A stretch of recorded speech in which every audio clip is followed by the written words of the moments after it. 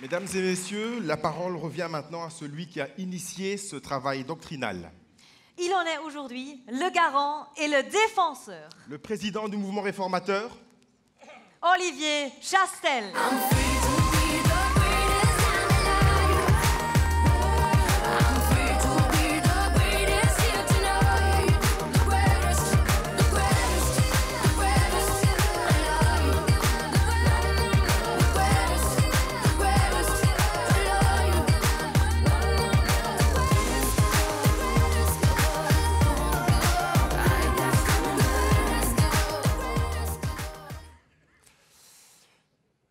Mesdames, Messieurs, chers amis, la liberté. Nous venons encore, très cher Richard, d'en goûter en discutant et en votant une série d'amendements à notre projet de doctrine. La liberté, cette liberté qui nous a guidés tout au long de ce processus pendant 18 mois. La liberté, cette valeur à laquelle nous mesurons toute parole, toute action politique. Très chers militants, nous vivons ensemble un moment important pour notre formation politique, un moment de réflexion, un moment de retour aux sources. Le vote que nous venons d'exprimer, je viens de le dire, est le fruit de 18 mois de travail, le résultat de 42 réunions publiques à Bruxelles et dans toutes nos provinces, la synthèse de centaines de contributions et d'amendements laissés notamment sur notre plateforme participative. Ensemble, nous avons modernisé notre doctrine. Et je le répète, nous l'avons modernisée ensemble. C'est notre force. Nous n'avons pas besoin de révolutionner nos idées. Nous savons qui nous sommes, quelles sont nos valeurs, quels sont nos objectifs et comment les réaliser. Le texte que nous venons d'adopter a le mérite d'être connu de tous, paragraphe après paragraphe, ligne par ligne, mot à mot, nous l'avons disséqué, examiné, discuté, réécrit. C'est un travail colossal, exemplaire de démocratie interne et participative que nous venons de réaliser. Il nous permet d'adopter notre nouveau texte fondateur en pleine connaissance de cause. Nous avons mené ce travail à bien et je voulais tout simplement vous en remercier. Merci beaucoup.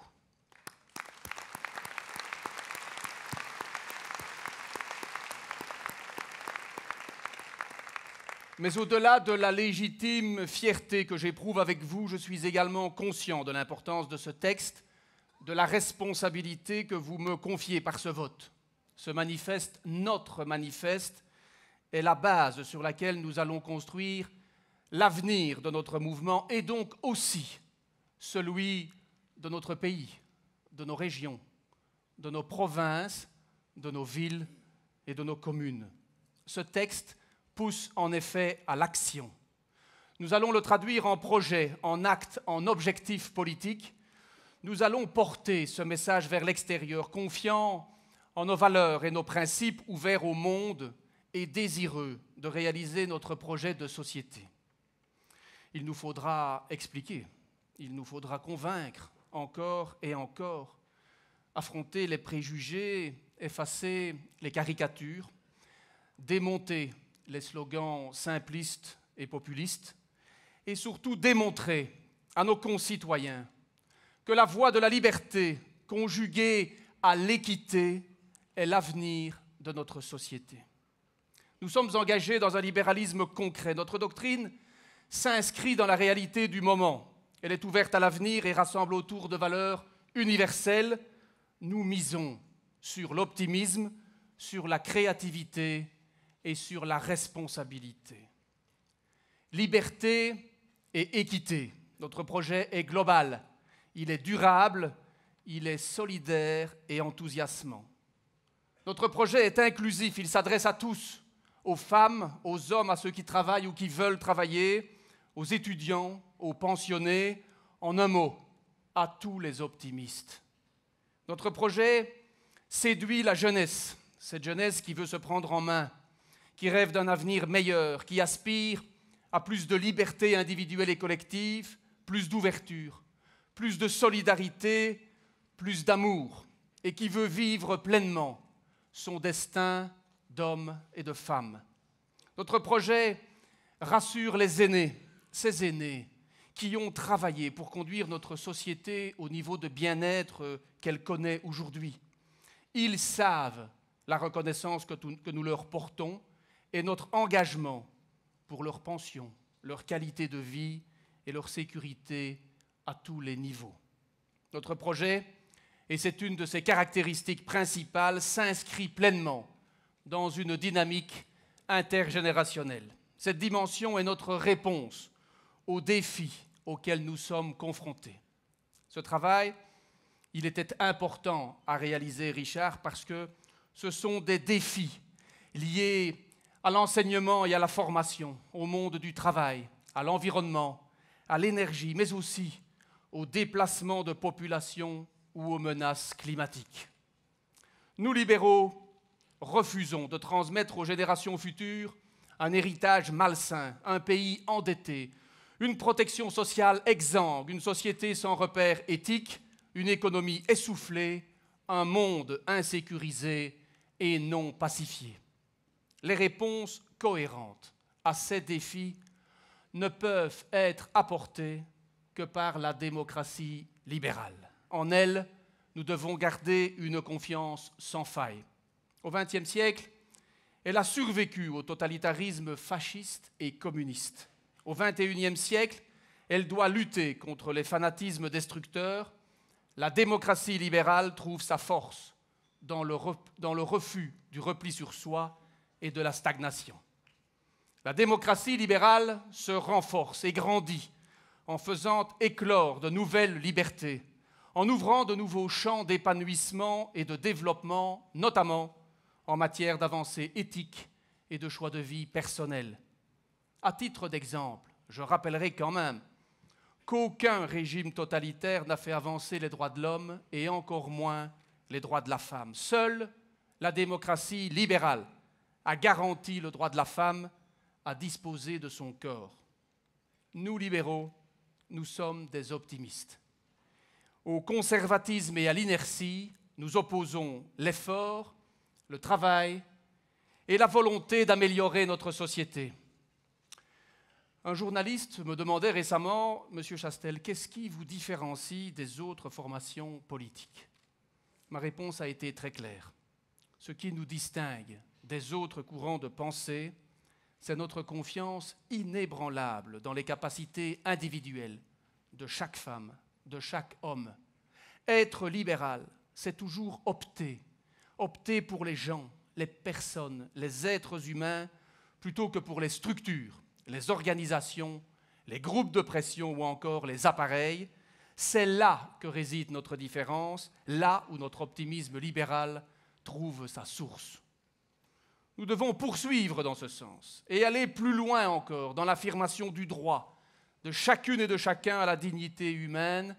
Cher Richard, nous le réaffirmons dans notre doctrine. Nous y consacrons aussi notre vision d'un modèle de société interculturelle, c'est-à-dire une société ouverte à celles et ceux qui acceptent le vivre ensemble, qui adhèrent à nos valeurs fondamentales, telles que par exemple la neutralité de l'État et l'impartialité de son action, ou l'égalité tout simplement entre les hommes et les femmes dans le respect mutuel des convictions et des droits de chacune et de chacun. Nous sommes et nous resterons intraitables sur ces valeurs qui touchent à notre essence, mais aussi aux fondements sur lesquels se bâtit notre société.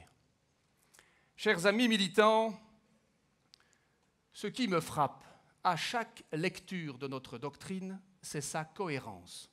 Le projet de société qui nous rassemble est tissé de tous les idéaux, de toutes les valeurs positives qui ont émergé au fil de l'histoire. Nous sommes les héritiers de celles et ceux qui ont mené les combats pour plus de liberté, pour plus de justice, pour plus de sécurité, pour plus de solidarité. Je pense au combat pour une école accessible à tous, et ce, dès la création du Parti libéral en 1846, mais aussi à Charles Rogier, qui s'est battu pour bannir le travail des enfants et limiter la durée journalière du temps de travail, ou encore aux prémices de ce qui allait devenir notre sécurité sociale, ou bien aux évolutions, mon cher Louis, en matière de droit de vote. Autant de projets portés, réalisés, concrétisés par des libéraux. Nous poursuivons cette action en misant sur la confiance en l'être humain, sur le courage des idées, sur l'ouverture à l'autre, sur l'équité. Notre approche nécessite un regard vrai sur la réalité. Elle implique de n'ignorer ni les souffrances, ni les contraintes qui pèsent sur nos concitoyens. Elle nous stimule à faire reculer les inégalités. Quand nous parlons de liberté, nous ne nous contentons pas de brandir un étendard, un concept aussi enthousiasmant soit-il. Nous, libéraux, nous mettons cette valeur fondamentale en pratique. Nous travaillons quotidiennement pour que ces libertés citoyennes soient pleinement des libertés réelles, car nous savons que dire à un père ou à une mère « vous avez la liberté d'inscrire vos enfants à l'université » ne rime à rien si ce père, si cette mère n'a pas réellement les moyens de payer ce minerval d'inscription et les charges liées à une telle formation. La liberté que nous voulons est inséparable de l'équité et de la solidarité. Notre liberté ne se réalise pas sur le dos des plus faibles. Nous proclamons haut et fort notre attachement à des valeurs démocratiques et humanistes. Chers amis, nous répétons aussi notre engagement pour l'esprit d'entreprise. Nous sommes modernes, refusant les certitudes d'un autre siècle, désireux de promouvoir une croissance durable et trouver les solutions aux problèmes d'aujourd'hui, de soutenir et d'encadrer les initiatives nouvelles, sources de progrès et d'emploi. Nous sommes porteurs d'un libéralisme engagé dans le concret. C'est pour cela que notre projet est à la fois politique et économique. La liberté politique et la liberté économique sont intimement liées comme les rives d'un même fleuve. Là où les libertés politiques sont absentes, les progrès économiques et donc de la société sont également absents. De la même manière, l'économie ne peut avancer seule, sans garde-fou. Et je le répète, à nos yeux, l'économie doit être au service de l'humain. Cela explique notre combat contre le financiérisme et les excès de certains qui se croient au-dessus des lois. Il faut que la démocratie de type libéral soit bien présente et que l'État soit suffisamment fort et doté des moyens légaux pour contenir les dérives et veiller à ce que l'économie continue d'irriguer l'activité de nos entreprises, la création d'emplois et donc le bien-être du plus grand nombre. Nous sommes, vous le savez, les ardents défenseurs de l'économie de marché. Une économie de marché où l'investisseur sait qu'il va évoluer dans un contexte de saine concurrence et dans un cadre juridique et fiscal qui favorise non seulement son développement, mais aussi l'emploi. Une économie de marché aussi, où le travailleur est respecté et considéré comme une richesse pour l'entreprise. Très chers amis, nous sommes engagés en faveur de la relance économique et de l'emploi. Et vous le savez, le gouvernement fédéral, conduit par notre Premier ministre Charles Michel, en a fait son fer de lance dans quasi tous les domaines. Son obsession pour le pouvoir d'achat et la création d'emplois est légitime. Elle porte ses fruits. Les premiers résultats nous montrent qu'elle doit être poursuivie. Elle est la seule voie pour préserver notre niveau de protection sociale. Charles, Charles, ton action, et avec toi, celle de nos ministres, notre vice-premier ministre, Didier Reynders, nos ministres, Willy Borsu, Daniel Bacquelin, François Belot, Sophie Wilmès et Marie-Christine Marguem, que j'excuse ce soir, elle représente le gouvernement à l'étranger. Charles, ton action, votre action, mesdames, messieurs les ministres, est directement inspirée, nourrie des grands principes libéraux et réformateurs qui nous réunissent ce soir à Ciney. Tous ici, mandataires et militants du MR, nous vous en sommes reconnaissants. Merci pour votre action.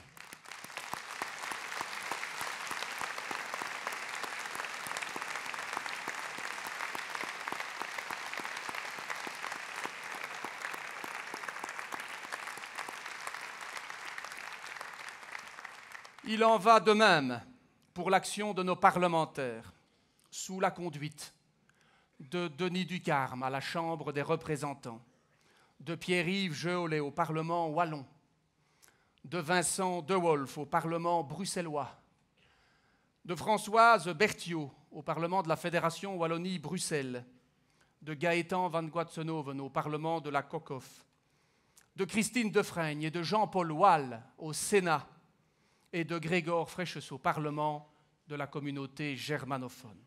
À vous aussi, mesdames, messieurs les parlementaires, nos militants et moi, nous souhaitons vous adresser toutes nos félicitations et nos remerciements pour le travail accompli.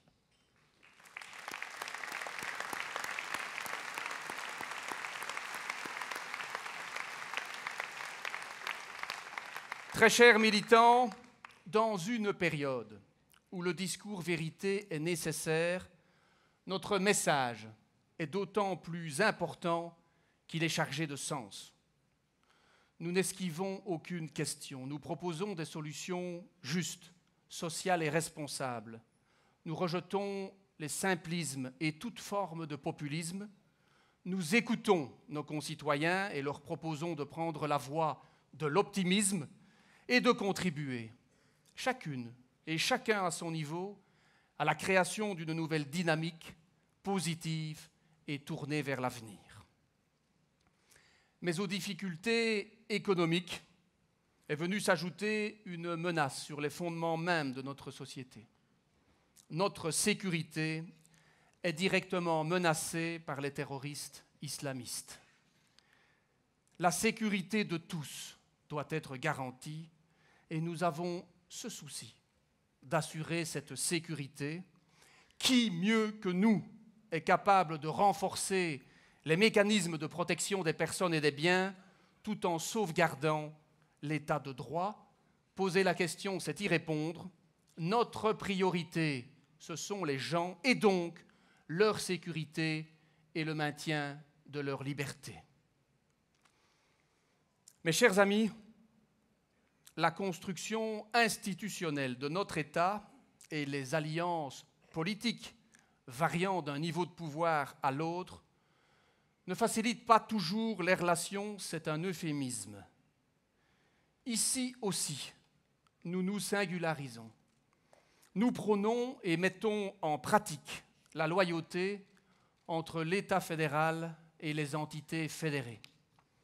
Et pour ce qui concerne plus précisément les francophones de Wallonie et de Bruxelles, nous réaffirmons la solidarité entre Bruxellois et Wallons autour de projets liés à la langue française, comme l'enseignement, la culture et l'audiovisuel, mais nous réaffirmons avec autant de force la pleine reconnaissance du destin régional de nos entités fédérées. Ce qui nous importe, c'est que, quelle que soit l'architecture institutionnelle, celle-ci permet à nos concitoyens wallons, bruxellois et de la périphérie, germanophones ou flamands, de trouver la meilleure efficacité. Mais notre avenir, nous l'avons encore constaté récemment autour du débat concernant le CETA, ne peut être dissocié d'espaces plus grands, et en particulier l'Union européenne. Cette union, aujourd'hui secouée par la crise de l'euro, le Brexit, la crise grecque, la problématique des réfugiés et des tensions à ses frontières. Cela fait beaucoup. Et quand l'Europe agit pour ses citoyens, Louis Michel, Gérard Deprez et Frédéric Ries peuvent en témoigner, ceux-ci, dans leur immense majorité, ne le perçoivent pas toujours correctement. En matière européenne aussi, nous, libéraux, nous croyons. Nous croyons que le combat mérite d'être mené. Un combat pour donner un nouveau souffle, une nouvelle dynamique, une nouvelle croissance pour notre Union, pour la défense de valeurs parfois menacées au sein de l'Union européenne. C'est un combat pour la paix, Richard l'a dit, pour la réindustrialisation, mais surtout un combat pour la confiance. Cette Union devra être réformée, nous le savons, mais dans un monde secoué par la résurgence des nationalismes, l'apparition de régimes théocratiques, l'explosion de conflits armés. Dans ce monde-là, l'Union européenne est la seule garantie de continuer à vivre dans la paix dont nous avons hérité et que nous avons le devoir de transmettre à nos enfants. Mesdames, Messieurs, je souhaite maintenant me tourner quelques instants vers notre rapporteur général, notre ami Richard Miller. Très cher Richard, je tiens au nom de tous, et tu l'auras remarqué, ils sont venus ce soir très nombreux pour toi. Je tiens à te remercier d'avoir mené à bien cette mission que je t'avais confiée. L'enjeu était essentiel. Tu as compris parfaitement cet enjeu et surtout tu as relevé le défi. Par ton travail, ton écoute, ton attention à tous les avis, ton sens de la synthèse, mais aussi ton humanisme libéral et ton ouverture aux idées nouvelles, tu es parvenu d'une part à gérer cette équipe de co-rapporteurs sur les différents thèmes, mais aussi à nous présenter cette synthèse que nous venons d'adopter. Tu viens tout simplement de consacrer, Richard, 18 mois à notre formation politique. Richard, un tout grand merci. Monsieur Richard Miller!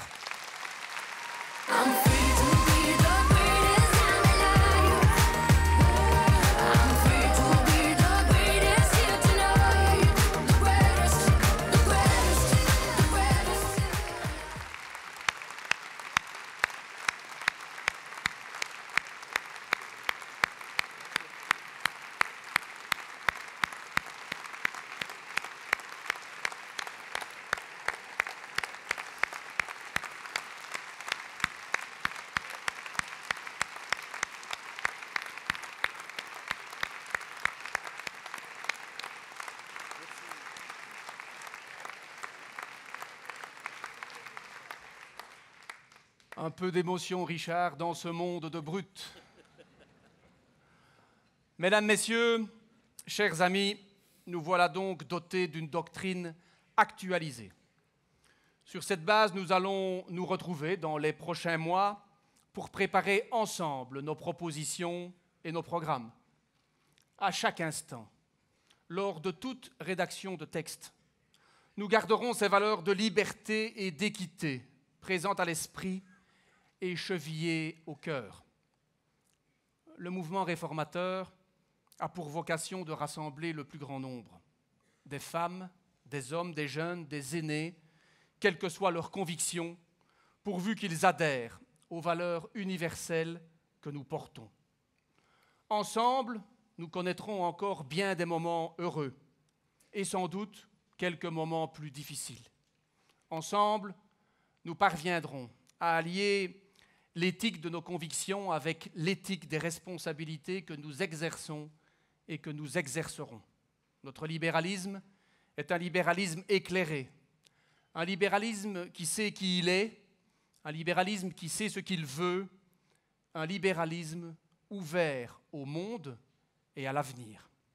Ensemble, nous sommes plus forts pour porter ce projet authentiquement social, tout simplement parce qu'il est authentiquement libéral. Ensemble, nous préparons cette société que nous aimons tant, une société où mieux vivre est possible, où chacun a sa place et surtout peut s'épanouir. Oui, plus encore qu'hier, le mouvement réformateur est engagé pour l'avenir. Vive la liberté, vive le mouvement réformateur! Switch on my code, fucking anything. Look what you done.